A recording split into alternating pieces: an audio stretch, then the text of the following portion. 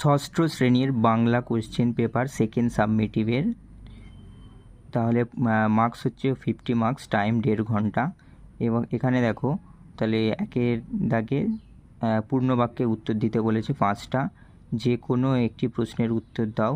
2টো question দিয়েছে, 4 নম্বর করে। শব্দার্থ আছে, শূন্যস্থান পূরণ দিয়েছে 7 নম্বরে, 7টা ড্যাশ আছে।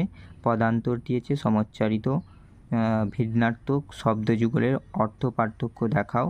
এখানে 4টে তোমাদেরকে 2টো দিয়েছে, 2 করে 4। আর নিচের 7 নম্বর কোয়েশ্চেন দিয়েছে, নিচের উপসর্গ দিয়ে অর্থের ভাব বজায় রেখে যে কোনো 2টি করে শব্দ গঠন করো।